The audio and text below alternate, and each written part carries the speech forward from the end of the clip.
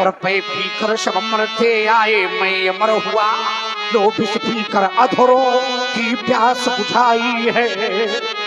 अरे अधरों की प्यास और बुझाई है। ये पीकर मैंने वह आग प्रखर हो जाती दुनिया भस्मसात, जिसको क्षण भर में ही छूकर फिर भय से व्याकुल फिर दुनिया ने, फिर भय से व्याकुल फिर दुनिया ने, फिर भय से व्याकुल फिर दुनिया ने।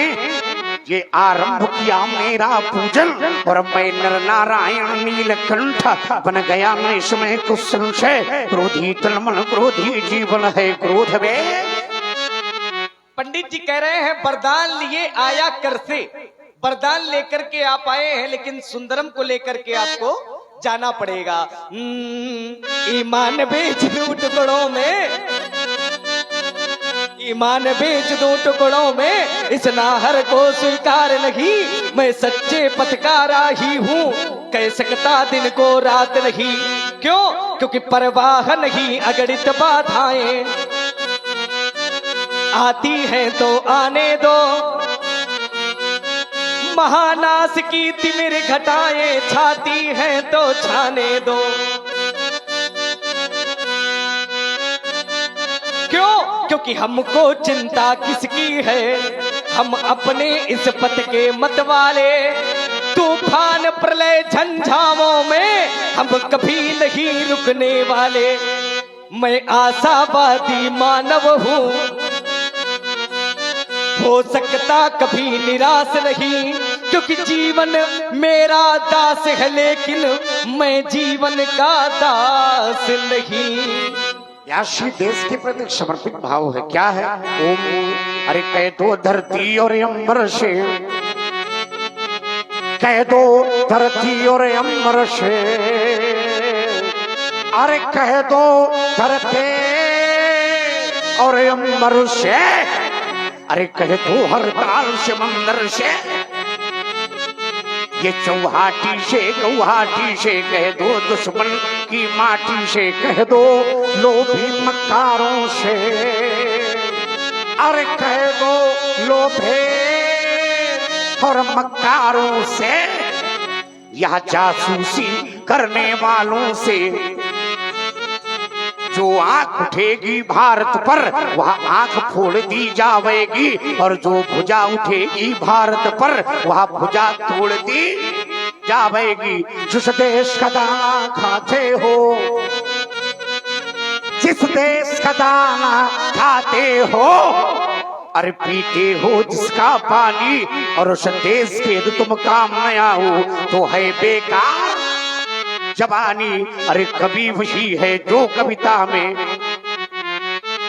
अरे कवि वही है जो कविता में, अरे भाव भरे तूफानी, और एक बार सब मिलकर बोलो हम सब हैं हिंदुस्तानी। अरे यहाँ अंगूठी नहीं कभी है, अरे यहाँ अंगूठी और नहीं कभी है, और यहाँ तो एक नगीना है। उन देशद्रोहियों से कह दो यह 56 इंची सीना है जो जाति धर्म को बांट रहे हैं, अरे जो जाति धर्म को बांट रहे हैं, अरे है उनकी नादानी। और एक बार सब मिलकर बोलो हम सब हैं हिंदू। व्यास जी, जहाँ अंगूठी नहीं है यहाँ क्या है? जहाँ एक नगीना है। हर सैनिक का नाप के देखो 56 इंची सीना है, सोने की बनी अंगूठी है, उस पर ये जड़ा नगीना है। हर सैनिक का नाप के देखो 56 इंची सीना है, सोने की बनी अंगूठी है। ये चर्चा बहुत पुरानी है,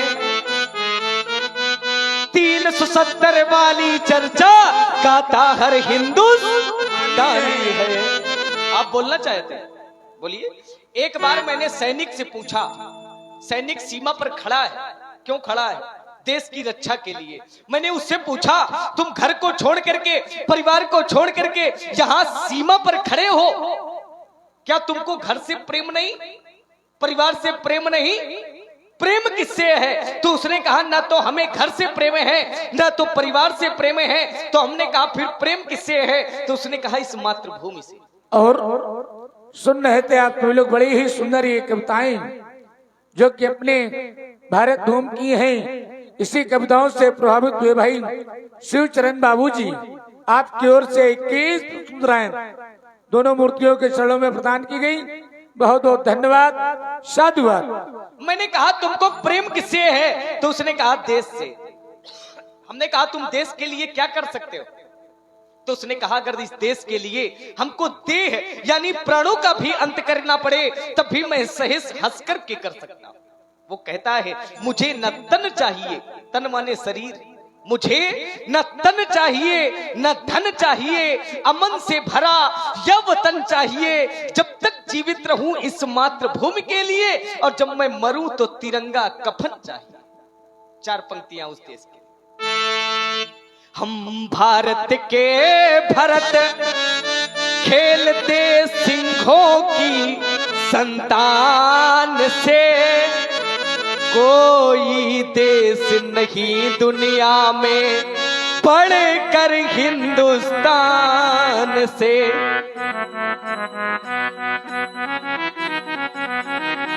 इस मिट्टी में पैदा होना बड़े गर्व की बात है, त्याग और बलिदान हमारे पुरखों की सौगात है।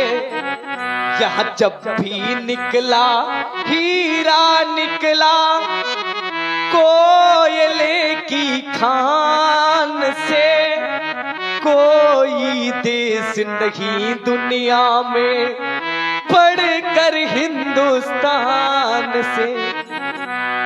यहाँ का सैनिक समर भूमि में गाया करता है गीता, यहाँ खेत में हल के नीचे खेला करती है सीता। यहाँ सवेरा शंख बजाता लोरी गाती शाम है, हर बाला देवी की प्रतिमा बच्चा बच्चा राम है। हर वाले की बच्चा बच्चा राम है। प्रभावित हुए भाई डॉक्टर भवानी शंकर जी विश्वकर्मा जो कि भेड़ी डाड़ा आपकी ओर से ये 101 मुद्राएं दोनों मूर्तियों के चरणों में प्रदान है। और आप हैं दुली चंद जी साहू भेड़ी, आपकी ओर से 51 मुद्राएं दोनों मूर्तियों के चरणों में प्रदान है। लेकिन एक पत्रिका आई है उसमें कुछ लिखा है, वो मैं आप सभी लोगों तक पहुंचा रहा हूं। जासु अंश उपजई उपजई गुण नाना, ब्रह्म विष्णु आदि भगवाना, जासु अंश उपजई गुण खानी, उमा रमा अगणित ब्रह्मानी, पूर्ण विवेचना करने की कृपा करें। और इसके बाद एक और है, ले चढ़ावत कहचत गाड़ू काहू न लका देख सब टाले। इसका भी आप सभी लोगों से सारांश निकलवाना है। इसमें जानना क्या है तो लिखा है ना, इसमें चौपाई लिखी, क्या जानना है? हाँ, इसमें ये लिखा है आयुध निर्माण में लक्ष्मण जी शेषनाग की भूमिका का वर्णन विस्तार करने की कृपा करें। और क्या लिया, क्या चढ़ाया, क्या गाढ़ा था। सबसे पहले तो हम ये निवेदन करेंगे जिस व्यक्ति ने ये पत्रिका दी है वो समक्ष में आवे। देखो लक्ष्मण जी शेषनाग की पूरी क्या करें, विवेचना करें, तो शेषनाग की विवेचना लक्ष्मण जी नहीं कर सकते क्योंकि वो अवतार दूसरा है, ये अवतार दूसरा है। आप कहो कि हम कच्छप भगवान की पूरी विवेचना करें या 12 भगवान की विवेचना करें तो यह संभव है। लक्ष्मण जी शेषनाग की विवेचना, अब शेषनाग की विवेचना, शेषनाग यानी सर्प, सर्प की विवेचना करना है तो सर्पों की विवेचना क्या करना है, सर्पों की यही जान लो जातियां कितनी होती हैं सर्पों की। सर्प की कितनी जातियां? 4 जातियां।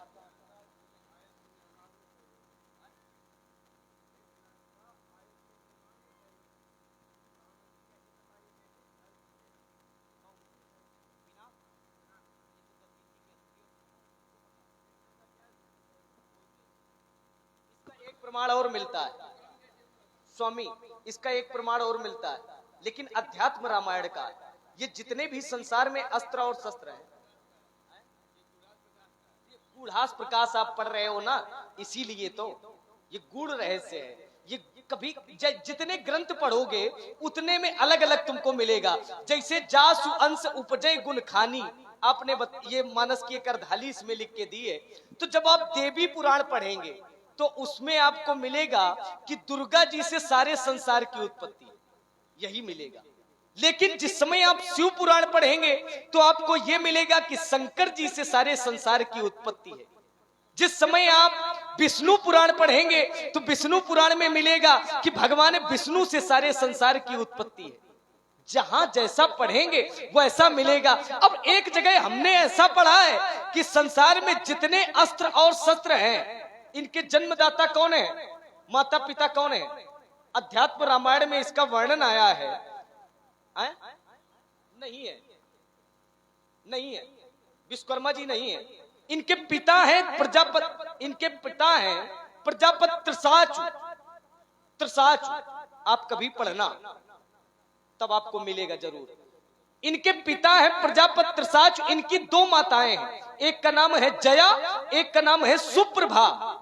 ये प्रजापति त्रिसाचु की दो पत्नियां हैं। जितना प्रजापति त्रिसाचु जी का सहयोग रहा उतना ही दोनों पत्नियों का सहयोग रहा, इसलिए पति के साथ में पत्नी का भी नाम जुड़ा हुआ।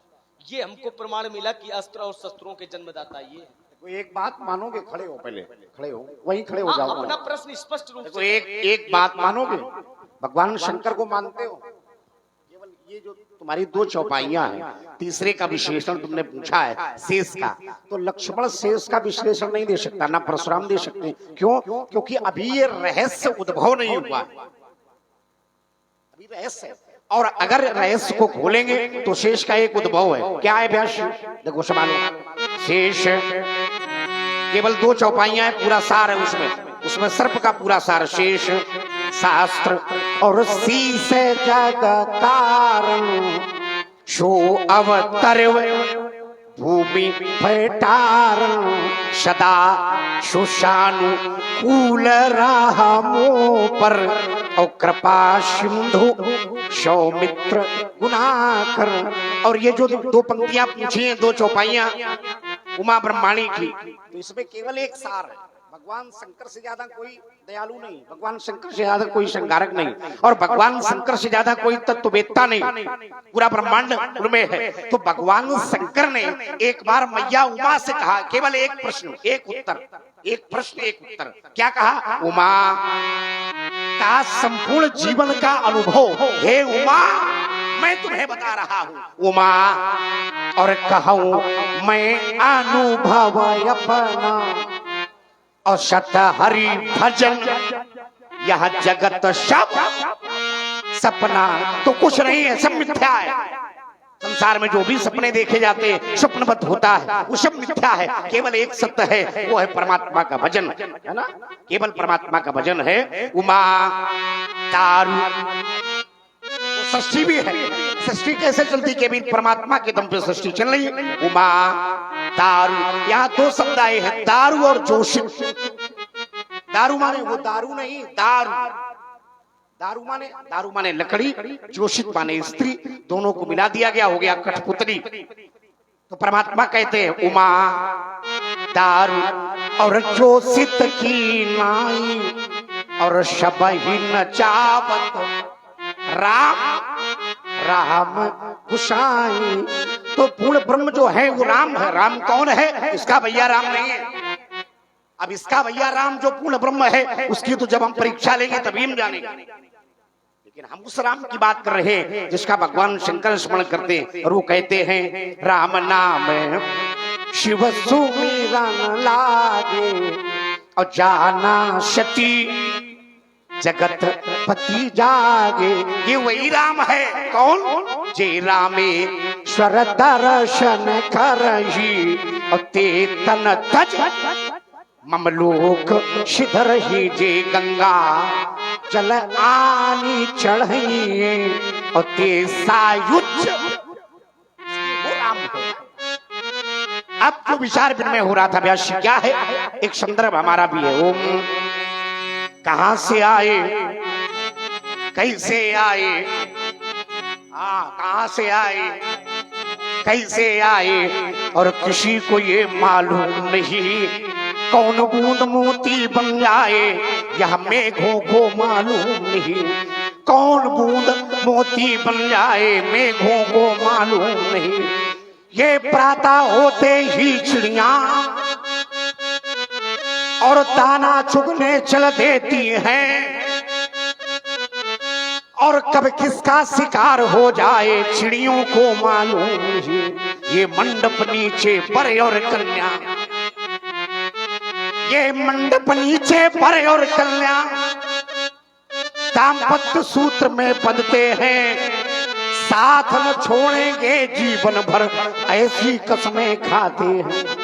पर कब किसका ये साथ छूट जाए और दंपति को मालूम नहीं कहां से आए, कैसे आए, किसी को ये मालूम नहीं। सुनिए आप सभी लोगों ने, बड़ी ही सुंदर कविता, कहां से आए कैसे आए ये किसी को मालूम नहीं। प्रभावित हुए भाई डॉक्टर भवानी शंकर जी विश्वकर्मा, जो कि भेड़ी चढ़ा के ही हैं, आपकी ओर से पुनः 101 मुद्राएं दोनों मूर्तियों के लिए प्रदान हुई है। और इसी के साथ साथ समिति का भी सहयोग आप है भाई राम कुमार साहू भेड़ी, आपकी ओर से 101 मुद्राएं, और आप हैं बहादुर अनुरागी भेड़ी, आपकी ओर से 51 मुद्राएं, और आप हैं राधा चरण जी साहू, आपकी ओर से 101 मुद्राएं, और आप हैं राम शरण पाल जी, आपकी ओर से भी 51 मुद्राएं, और आप हैं डॉक्टर भवानी शंकर जी विश्वकर्मा वेड़ी, आपकी ओर से 151 मुद्राएं, और आप हैं दुली चंद साहू भेड़ी, आपकी ओर से 151 मुद्राएं, और आप हैं जमुना जी साहू भेड़ी, आपकी ओर से 101 मुद्राएं, और आप हैं पप्पू जी शर्मा भेड़ी, आपकी ओर से भी 101 मुद्राएं प्रदान हुई है। बहुत बहुत धन्यवाद, साधुवाद। चलिए व्यास जी, सर्पों की बात आई थी शेष की, तो नागों के विषय में कुछ हम जरूर बताएंगे। भविष्य पुराण में हमने पढ़ा है, यद्यपि नागों की जातियां भी होती हैं, 4 जातियां, ब्राह्मण, क्षत्रिय, वैश्य, शूद्र, ये नागों की 4 जातियां हैं। ये भविष्य पुराण में इसका वर्णन भी है, आप पढ़ भी सकते हैं। और इनके पैर भी होते हैं सर्पों के, कभी देखे किसी ने? न देखे होंगे, न देखे होंगे, लेकिन हमने भी नहीं देखे, पढ़े हैं, देखा नहीं है। यद्यप पढ़ा जरूर है। सर्पों के 240 पैर होते हैं, लेकिन होते कैसे हैं? गाय के रोए के समान, गाय के रोए के समान सर्पों के 240 पैर होते हैं, 220 उंगलियां होती हैं, 220 संधियां होती हैं, जोड़ जिसे जोड़ बोलते हैं, 220 संधियां होती हैं, और सर्पों के 32 दांत होते हैं। ये नई जानकारी है, भविष्य पुराण में इसको पढ़ लेना, मिलेगा जरूर आपको। सर्पों के 4 दाढ़ें होती हैं, 4, और चारों के नाम, एक कक्काली, कृपाली, मकराक्षी, यमदूती, 4 दाढ़ें हैं सर्पों की। ये है नागों की जातियां। इससे ज्यादा शेष के विषय में आपको और कुछ नहीं बताया जा सकता। बाकी महाराज जी ने बता ही दिया है, शेष सहेज शीश जग कारण जो अवतर्यु भूमि भय तारण, है ना, धरती का भार हरण करने के लिए अवतार हुआ है। बाकी अपने मुख से अपनी प्रशंसा कौन कर सकता है ना। बाकी आप बजाइए व्यास जी। पापों से बोझिल वसुंधरा पाताल मार्ग जब खोज रही थी,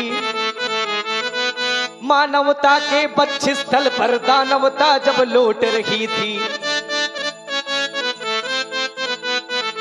जिस समय खुले बाजारों में कन्याएं बेची जाती थी, बूढ़ी अनाथ अबला गौएं बधिकों को दे दी जाती थी, बूढ़े हो जाते जब भी पिता गंगा में बहाया जाता था, खेलते हुए इन बच्चों पर जिब चीर चलाया जाता था। जिस समय सनातन धर्म ग्रंथ, जिस समय सनातन धर्म ग्रंथ ईंधन के बदले जलते थे, जिस समय देव प्रतिमाओं पर निष्कंठ हथौड़े चलते थे, जिस समय गरीबों की झोपड़ियों आग लगाई जाती थी,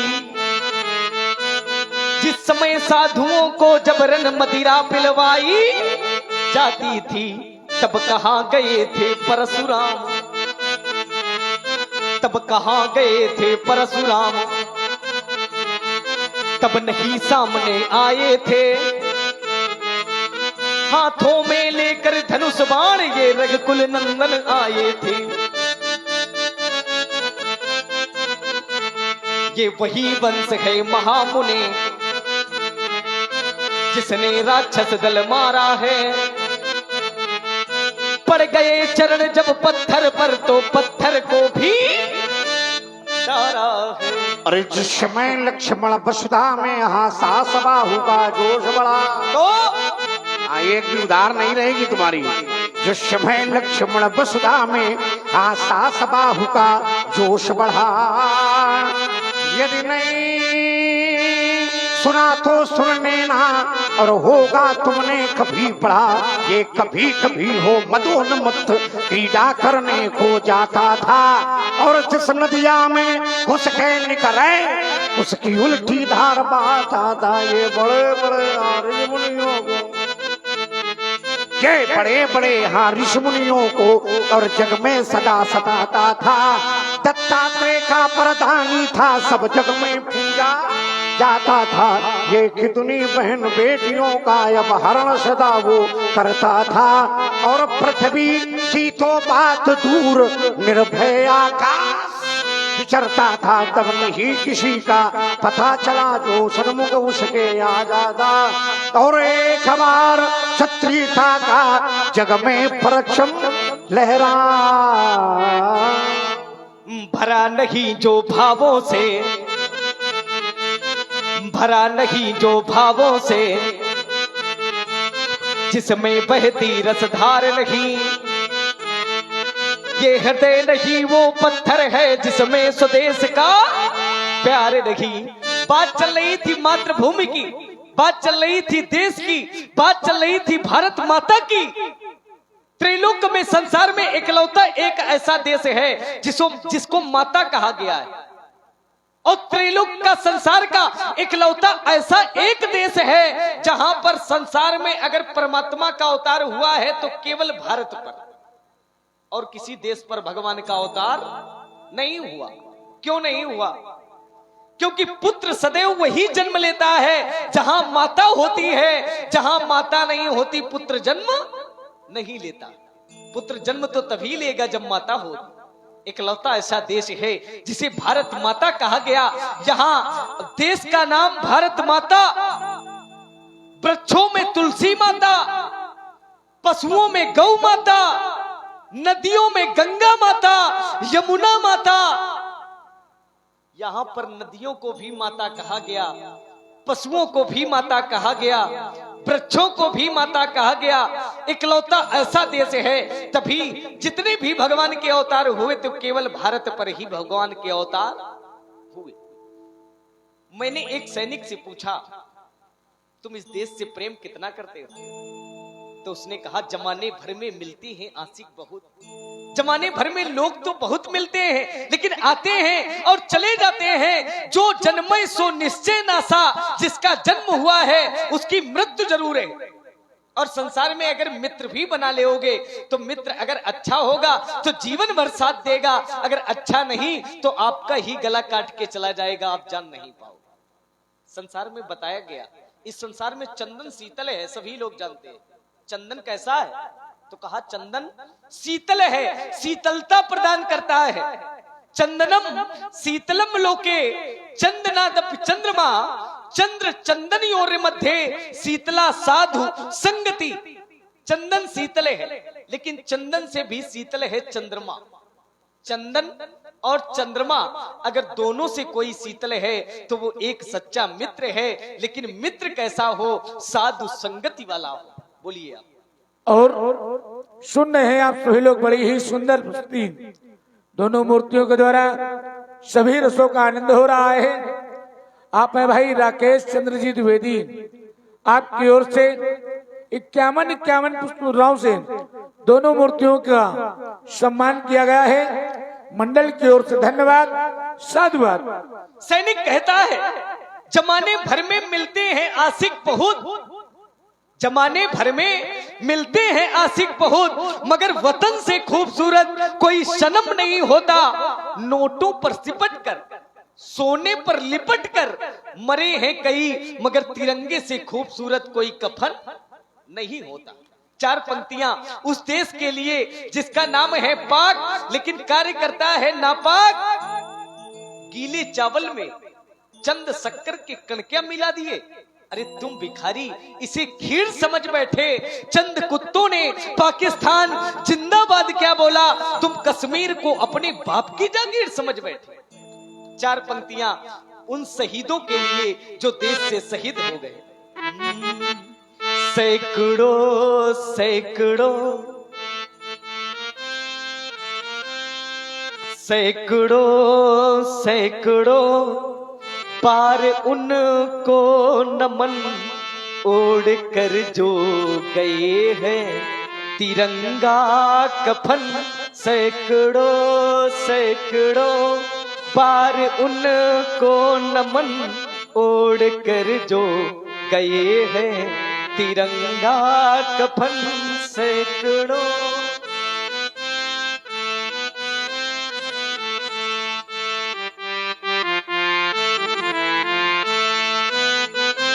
बर्फ की सिल्लियों पर लिटाया गया, बहुत कष्ट दिए गए। बर्फ की सिल्लियों पर लिटाया गया, आदमी को है जानवर बनाया गया।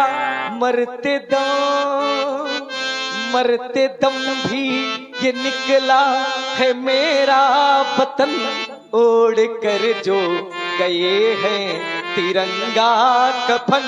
सैकड़ों सैकड़ों पार उनको नमन, ओढ़ कर जो गए हैं तिरंगा कफन। को नहीं जान विदित संसार। हाँ तो फिर ठीक है। व्यासी हम सभी सनातन धर्मी हैं। अब शेरो शायरी भी लक्ष्मण सुनाने लगा रहे। मुक्तक सुनाओ, अच्छी बात है। लक्ष्मण भी शेरो शायरी सुनाएगा, मुक्तक सुनाओ। देखो हम राजकुमार हैं, हम राजकुमार राजकुमार हो का मुक्तक सुनाओ। अरे मुक्तक सुनाना है हिंदी साहित्य का। हम राजकुमार हैं। व्यक्ति की पहचान उसके जन्म से नहीं होती। ये मुक्तक। व्यक्ति की पहचान उसके जन्म से नहीं होती, ना ही उसके धन से होती है। व्यक्ति की पहचान उसके मन से होती है। और छोटे मन से कोई बड़ा नहीं होता, टूटे मन से कोई खड़ा नहीं होता। मन हार कर कभी मैदान नहीं जीते जाते, और न मैदान जीतने से मन ही जीते जाते। ये मुक्तक। और एक संदर्भ है व्यास, हम सभी सनातन धर्मी हैं, और सनातन धर्म का जो स्तंभ है वो है भगवा, समूचे विश्व में फहरा रहा है। एक दर्शन आया है संत, क्या क्या है? ओम ये घिरे घोर घन, ये घिरे घोर घन दासता के भयंकर, ये घिरे घोर घन दासता के भयंकर, और गवा बैठे सर्वस्व यहाँ आपस में लड़कर। ये गवा बैठे सर्वस्व आपस में लड़कर, ये हुआ शून्य अंबर, ये हुआ शून्य अंबर, और बुझे दीप घर घर। निराशा निशाने जो तेरा जमाया, ये निराशा निशाने जो डेरा जमाया, जय चंद्र के दुष्ट द्रोह का फल था, जो अब तक अंधेरा और सवेरा न लाया। पर मगर घोर तम में पराजय के गम में, पर मगर घोर तम में पराजय के गम में, और हिंसा के पसंद यह दुश्मनों के नयन में। लक्ष्मण ये गगन में लहरता वा नहीं, ये गगन में लहरता ये भगवा हमारा, और गगन में लहरता ये भगवा हमारा। ये साधारण नहीं है, ये भगवा है पद्मिन की जौहर की ज्वाला, ये भगवा है पद्मिन की जौहर की ज्वाला, और मिटाती अमावस या लुटाती उजाला। यही एक इतिहास, अरे अरे यही एक इतिहास क्या रचन डाला, और गगन में लहरता ये भगवा हमारा। या शिवशील का भी दर्शन हो क्या है? व्यास जी, गगन में लहरता ये भगवा हमारा। हमको एक बात याद आ गई, जैसे ही परशुराम जी ने प्रथम वक्तव्य प्रारंभ किया था तो सबसे पहले कहा था कि राजनीति का प्रवेश हर जगह है, राजनीति का प्रवेश हर जगह है। हमने राजा जनक से पूछा, जनक ने नहीं बताया, इसका भैया बोल उठा, भैया ने बताया, भैया चले गए, ये बोल उठा। राजनीति का प्रवेश हर जगह है। हम कहते हैं हम तो राजकुमार हैं, हम अगर राजनीति करें तो चलेगा क्योंकि राजा महाराजाओं के लड़के हैं, लेकिन अगर ब्राह्मण राजनीति करेंगे, गगन में लहरता ये भगवा हमारा, गगन में लहरता ये तिरंगा हमारा, ये तो देश का प्रतीक है, लेकिन गगन में लहरता भगवा हमारा ये देश का प्रतीक नहीं है बल्कि संकेत कहीं और जाता है। ये अपने बाप से पूछो, यही राजनीति है। ये अपने बाप से पूछो कि किसका संकेत है? यही राजनीति। तुम्हारा बाप तुम्हें बताएगा। देखो ये जो संकेत है ये सनातन का संकेत है, देखो ये धर्म का संकेत है, ये विचारधारा का संकेत है, ये धर्मावलंबियों का संकेत है। कौन सी बात कर रहे हो? अब देखो विचार ये करो, विचार विनिमय की आवश्यकता है। तुमने कहा राजनीति का प्रयोग अगर राजकुमार करें तो अच्छी बात है, हाँ बिल्कुल अच्छी बात, लेकिन संत महात्माओं को नहीं करनी चाहिए। ये राजनीति का जो ताला है, उसकी जो चाबी है, वो हम जैसे महात्माओं के पास सुरक्षित है। नहीं अच्छी बात और है। दूसरी जगह अगर चली जाएगी तो फिर मर जाओगे। तो देखो ये तो सत्यता है कि अगर अरे एक तुम्हारा बाप जवानी से बुढ़ापा आ गया, तुम्हारे बाप को कोई संतान नहीं हो रही थी, तो तुम्हारे बाप ने कहा कि ताला तो लगा है, चाबी कहाँ है? तो तुम्हारे गुरु वशिष्ठ ने कहा, जो कुल गुरु थे गुरु वशिष्ठ, उन्होंने कहा कि महाराज चाबी तो संतों के पास में है, तो संगी ऋषि को बुलाओ, पुत्रेश कराओ। तब चाबी ढूंढने चल दिए। तो ये चौथी अवस्था में बुढ़ापे की संतान जो ये सामने दिखाई पड़ रही है, ये संतों की प्रसाद, संतों का प्रसाद है। तो ये राजनीति का फल है जो तुम यहाँ पर दिखाई पड़ रहे हो। सुनो तो अच्छी बात है, ये संतों का प्रसाद है। मान लो अगर संतों की कृपा ना होती तो क्या ये प्रसाद न मिलता? क्या हम लोगों का जन्म ना होता? नहीं, मान लो अगर आप लोग संत महात्मा लोग कृपा न करते तो क्या होता? जन्म ना होता। हमसे पूछ रहे हो कि इनसे? नहीं, हम आप से पूछ रहे हैं। हम तो कह रहे हैं कि नहीं होता, नहीं होता। हम कहते हैं होता। क्यों? क्योंकि परमात्मा ने पहले ही कह रखा है, कश्यप अदिति महातप कीन्हा, तिनको मैं पूरब पर दीन्हा, ते दशरथ कौशल्या रूपा, और कौशलपुरी प्रगट नर भूपा। अब उसमें सुन तो लो, बोले हो, अच्छा बोलते हो, हम कहते हैं नहीं बोलते हो, अच्छा बोलते हो, सुनाओ। इसमें माध्यम संत बन गए, माध्यम। अब माध्यम संत बन गए तो हमारा साधु संतों का कोई विरोध थोड़ी है, न तो ब्राह्मणों का विरोध है। हमारा साधु संत ब्राह्मणों का कोई विरोध नहीं है। हम क्षत्रिय हैं, साधु संत महात्मा ब्राह्मणों का हम क्षत्रिय सदैव सम्मान करते हैं। लेकिन बात केवल इतनी है, अगर कृपा ना होती तब भी जन्म होता। ये क्योंकि परमात्मा ने वचन दे रखा है और परमात्मा के वचन कभी मिथ्या। लक्ष्मण कह रहा है कि परमात्मा ने वचन दिया है, साधु संतों की कृपा हो चाहे ना हो। ये नहीं, हमने कहा कृपा। देखो सुनो, माध्यम सुनो, माध्यम बनाया है। बोल रहे हो, रुक, सुनो, पूरा सुनो, पूरा ले लोगे तो तुम्हें उत्तर आ जाएगा, तुम्हें हाँ उत्तर समझ में आ जाएगा। तुमने कहा कि परमात्मा की कृपा पहले से थी, परमात्मा का आशीर्वचन पहले से था। अच्छा, परमात्मा का वरदान जो मनुष्य रूपा और कश्यप आदित्य को जो दिया गया है, वो कब दिया गया है? ध्यान देना, पूर्व जन्म में वरदान दिया गया है, पूर्व जन्म में। अच्छा, इस जन्म में राजा दशरथ पैदा हुए, जवानी आई, किशोरावस्था, फिर जवानी से बुढ़ापा आ गया। और वरदान कब दिया गया? पूर्व जन्म। और जवानी से बुढ़ापा आ गया, वरदान दिया गया है पूर्व जन्म में। और जवानी से बुढ़ापा आ गया है, संतान नहीं हुई। वरदान किसका है? वरदान किसका है? ब्रह्म का। और कब है? पूर्व जन्म में, पहले। और किशोरावस्था हुई, राजा दशरथ पहले पैदा हुए, फिर उसके बाद किशोर हुए, और किशोर के बाद जवानी आई, और जवानी से बुढ़ापा आ गया, संतान नहीं है। रुक जाओ, पुत्र नहीं है, संतान, पुत्र नहीं, संतान है नहीं, संतान है नहीं। तो क्या हुआ? संभालो, तुम्हें मालूम नहीं होगा क्या हुआ।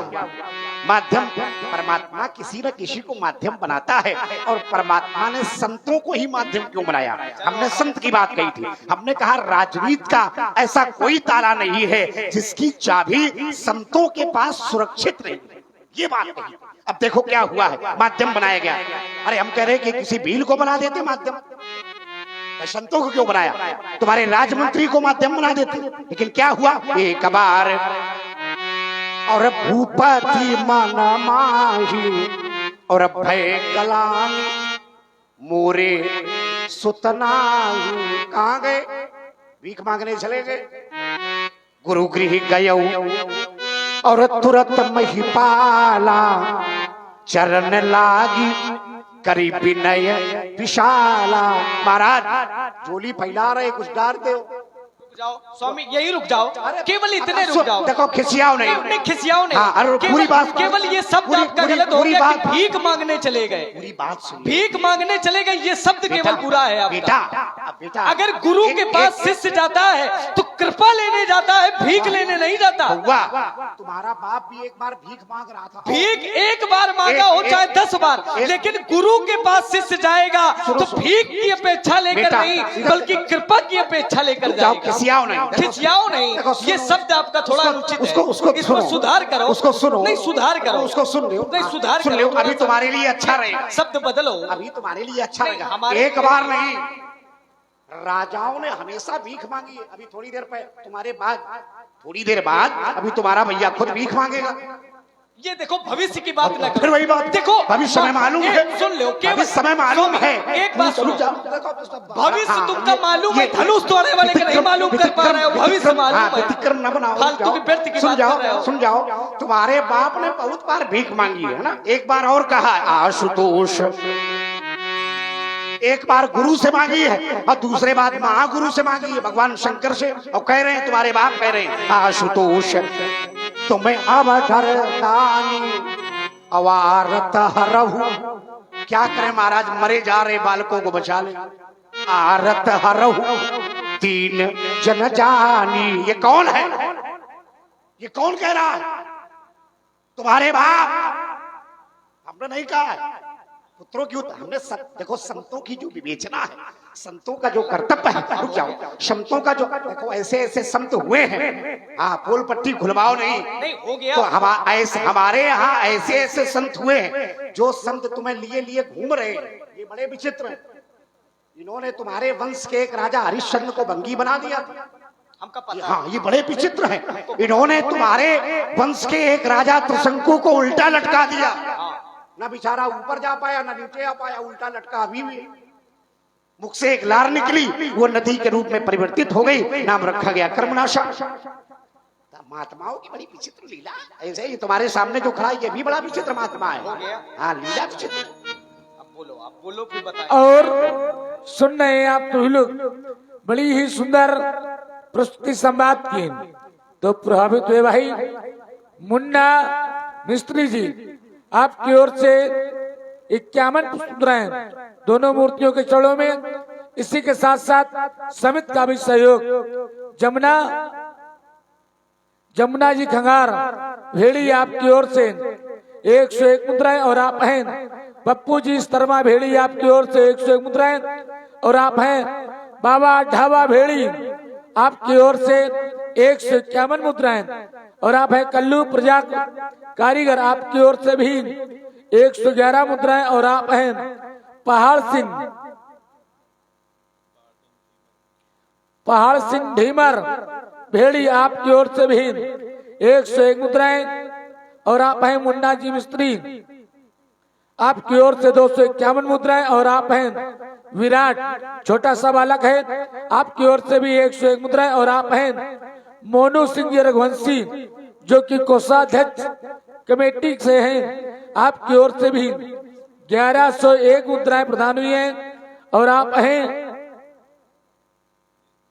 दिनेश जी विश्वकर्मा आपकी ओर से 51 मुद्राएं समित को प्रदान हुई। बहुत बहुत धन्यवाद, साधुवाद। उत्तर भी लगाते रहो या थप्पड़ जी शाम। चलिए व्यास जी, एक बार भूपति मनमाही भय ग्लानि मोरे सुत नाही, गुरु ग्रह गयो तुरत महिपाला, और चरण लाग करी विनय विशाला, निज दुख सुख सब गुरु ही सुनायो। इसमें भीख मांगना कहा? इस पूरी अर्धालियों में केवल ये बता देना कि भीख मांगना कहाँ है। शिष्य अगर गुरु के पास जाकर के अपना दुख और सुख सुनाता है तो क्या भीख मांगता है? ये शिष्य का कर्तव्य है। अगर शिष्य के पास कोई समस्या आ जाए तो कर्तव्य है शिष्य का कि अपनी समस्या का समाधान गुरु के पास जाकर के करे। एक हैया मतलब नहीं है कि भीख मांग ले जाए। भीख मांगे का है तो कटोरा लेके निकल जाए। कटोरा ले में ज्यादा भीख मिल रही, बता रहे हो भीख मांगने पहुंच गए। ऐसे शब्दों का प्रयोग करते हो, क्या बताएं। निज दुख सुख सब गुरु ही सुनायो। ये निज दुख और सुख उन्होंने वशिष्ठ जी को सुनाया, गुरुदेव को। ये गुरु का कर्तव्य है, ये शिष्य का कर्तव्य है कि गुरु से कहे जा करके, क्योंकि गुरु और शिष्य के परस्पर तार जुड़े होते हैं। अगर शिष्य गलत करे तो उसका दशांश गुरु को भोगना पड़ता है। अगर गुरु गलत करता है तो उसका भोग शिष्य को भोगना पड़ता है। जैसे जो व्यक्ति गुरुमुख हो गए होंगे, जिन्होंने कंठी पहन ली होगी, दीक्षा ले लिया होगा, गुरुदेव भगवान के आदेश का अगर पालन नहीं करते होंगे तो उनका दशांश गुरुदेव को भोगना पड़ेगा। ना तो गुरुदेव तुम्हारे घर के हैं, ना परिवार के हैं, लेकिन घर परिवार सबसे बढ़कर के गुरुदेव तुम्हारे हैं। क्योंकि गुरु से ही परमात्मा मिलते हैं, परमात्मा से कभी गुरु नहीं मिलते हैं। तो गुरु से शिष्य अगर अपने दुख और सुख सुनाता है तो भीख नहीं मांगता है। एक अर्धाली और अपने पढ़ी, आशुतोष तुम अवघड़ दानी और आरती हरो दीन जनु जानी। इसमें भी कहां भीख मांगा जा रहा है। आरत माने कष्ट, दीन जान करके आप हमारे कष्टों का निवारण करें। अगर हम गुरु के पास गए, हमने कहा गुरुदेव इस सेवक को दीन जान करके कष्टों का निवारण करें, तो इसमें क्या भीख मांगना हो गया? भीख मांगना हो गया क्या? भीख मांगना तो नहीं हुआ। जैसे पुत्र है, पुत्र अपने पिता से कुछ मांगे तो क्या भीख मांग रहा है? ये कर्तव्य है पुत्र का। क्यों? क्योंकि पिता ने उसको जन्म दिया है, तो पिता का अधिकार है कि पुत्र की आज्ञा का पालन करे, लेकिन पुत्र अनुचित न करे, गलत न करे। अब पुत्र यो ना होए कि पुत्र इतना गलत ना कर दे कि भगवाने के विरोध में खड़ा हो ही जाए, फिर जाए पिताजी के पास कि पिताजी यो काम कर दें, तब पिताजी नहीं करेंगे, तब तो गलत हो जाएगा। लेकिन अगर पुत्र कर्तव्य मार्ग पर चल रहा है तो फिर पिता का ये कर्तव्य है कि पिता उसके कर्तव्यों का पालन करे। और शिष्य का ये कर्तव्य है कि उसके हृदय पर अगर कोई संशय है, अगर कोई दुख है, अगर कोई सुख है, तो वो गुरु को अपने सुनावे। वही स्थिति हमारे पिताजी के है। हमारे पिताजी ने वशिष्ठ जी को क्या सुनाया? निज, निज माने अपना दुख सुख, दुख और सुख सुनाया। उन्होंने भीख मांगी नहीं, बल्कि उन्होंने बिना मांगे दे दिया। बिना मांगे, बिना मांगे उन्होंने दिया, मांगा नहीं। उन्होंने जैसे ही अपना दुख और सुख सुनाया तो वशिष्ठ जी ने कृपा कर दी। बोले एक नहीं, जाओ 4 पुत्र होंगे। ये गुरुदेव की कृपा है। क्यों व्यास जी? अब आप शील सुनाए। ओ कहबु लखन मुनिशील मुनिशील तुम्हारा को नहीं जाना विदित संसार। को नहीं जान विदित संसार। आपके सील को, आपके यश को कौन नहीं जानता। आपका सील, आपका यश त्रिलोक पर व्याप्त है। आपने क्या किया था? ओ माता पिता ही उरिन भयनी के गुरु ऋण रहा सोच बड़े जी के। आपने अपनी माता का वध कर दिया था। आपने अपनी माँ का कैसे वध किया होगा? माता का वात्सल्य, वो वात्सल्य होता है, अब क्या बताएं, पिता से 1000 गुना माता का स्थान। आपने अपनी माँ का वध किया, माता को पुनर्जीवन दान दिया, तो माता के ऋण से आप उऋण हो गए। आपके पिता का शास्त्राबाहु के पुत्रों ने वध कर दिया था, तो आपने मृत संजीवनी विद्या के माध्यम से पिता को जीवन दान दिया, इसलिए आप पिता के ऋण से भी उऋण हो गए। एक ऋण शेष रह गया। गुरु ऋण रहा सोच बड़ टीके, सो जनु हमारे माथे काढ़ा। गुरु का ऋण शेष रह गया, वो आपने हमारे मस्तक पर काट रखा। दिन चढ़ी गयऊ, दिन चली गयऊ, ब्याज बहु बढ़ा। दिन अत्यधिक हो गए हैं, ब्याज अत्यधिक हो गया है। अब निवेदन ये करता हूं, अब आनी व्यवहारिया बोली, तुरंत देव मैं थैली खोली। आप अपने व्यवहारियों को बुला ले, जो ऋण शेष है। जैसे कोई धन ले तो धन किसी के सामने व्यक्ति को देना चाहिए। आपका ऋण जो शेष है, आप व्यवहारियों को बुला ले तो व्यवहारी साक्षी हो जाएंगे। उन्हीं के सामने मैं अपनी थैली खोल करके आपका शेष ऋण चुकता। लक्ष्मण कह रहा, अब आनी बिहोरिया बोली, तुरंत देव में थैली खोली। व्यवहार नाम भगवान शंकर का। भगवान शंकर परोक्ष में है और प्रत्यक्ष में भगवान शंकर के भक्त बैठे हैं। मैं चाहूंगा सभागार में जितने लोग उपस्थित बैठे हैं, श्रद्धालु भक्त, ये सभी लोग अपने स्थान पर खड़े हो जाएं एक बार। ये भी एक मानस का स्थल है। मंच पर जितने लोग बैठे, आइए आप लोग हमारे पास आ जाओ। ये सब लोग खड़े होकर के हमारे पास, यहाँ मंच के पास आइए। लगे कि एक मर्यादा है। आइए, बिहोरिया का प्रसंग है। व्यास जी बड़ी प्रतिबद्धता से ग्राम भेड़ी में दिव्य रामलीला, 2 दिवसीय दिव्य रामलीला का उद्भव। आज बालकांड की सर्वप्रिय लोकप्रिय दिव्य सर्वश्रेष्ठ दिव्य लीला धनुष भंग का दिव्य आयोजन और अभिनेताओं के द्वारा दिव्य लीला का उद्भव, उपसंहार की बेला, बिहोरिया का प्रसंग। सुंदर से श्रद्धालु हैं, सुनने वाले लोग हैं, अच्छे लोग हैं। देख करके बड़ा विचार देख करके अच्छा लगा है। समरसता की भावना है, दिव्यता की भावना है और बहुत अच्छे से लोग हैं और सुंदर सा आशीर्वाद है भक्तों के लिए। क्या है? ओम ये धर्म के लिए जिए, यह धर्म के लिए जिए, समाज के लिए जिए। ये धड़कने ये श्वास हो इस पूर्ण भूमि के लिए, इस मातृभूमि के लिए, इस कर्म भूमि के लिए, इस धर्म भूमि के लिए, इस राष्ट्र भूमि के लिए। फिर व्यक्ति व्यक्ति में जगे समाज भक्ति भावना और व्यक्ति को समाज से जोड़ने की साधना। राह पर सभी चले, राह पर सभी चले, तमस चीरते हुए।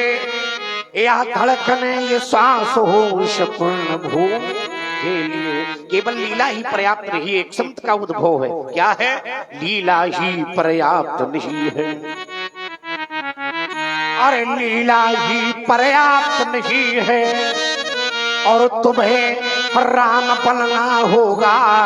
चलो राम के पद चिन्हों पर फिर इतिहास बदलना होगा। ना जाने कितनी सूप न खाएं,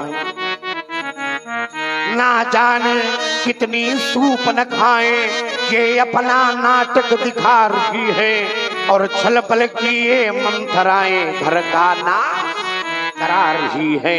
इन सूप न खाओ और मंथराओ, इन सूप न खाओ और मंथराओ को फिर हमको दलना होगा।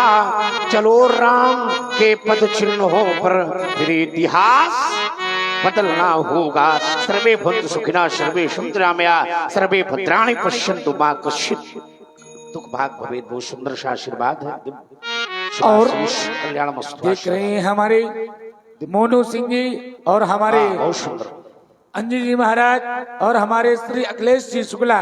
बेवरिया का प्रसंग है सुंदरम, ये व्यवहार भी लिखा हो सभी लोगों व्यवहार से। आएगा, दिखाइए। सभी लोग आशीर्वाद। अपना अपना व्यवहार यहाँ लिखा दे, क्योंकि जो लक्ष्मण जी ने कहा था हारानी बेवरिया बोली, तुरंत देव में थैली खोली, तो व्यवहार के रूप में जिसका जो है वो अपना जो भी श्रद्धा भाव से व्यवहार लिखाना चाहता है वो लिखा सकता है। आइए हमारे शुक्ला जी। आशीर्वाद। बैठिए, सब लोग बैठ जाइए, कोई जाएगा नहीं, बैठिए। और के बिना जाना नहीं। भाई अखिलेश जी शुक्ला आपकी ओर से 101 मुद्राओं से व्यवहार लिखाया गया, और आप है भाई अंजनी जी महाराज आपकी ओर से भी 101 मुद्राओं से व्यवहार लिखाया गया। आशीर्वाद। आशीर्वाद। बैठिए, बैठिए, बैठिए। और आप आगे भाई मोनू सिंह जी, बैठ जाइए। ये भी देखो समिति के पदाधिकारी हैं, इनकी ओर से भी ये 101 मुद्राओं से व्यवहार लिखाया गया है। बहुत बहुत धन्यवाद, साधुवाद। आशीर्वाद। ओ अति विनीत ओ मृदु शीतल बाने बैठ जाइए, आप लोग बैठ जाइए। अच्छा लगे। बोले रा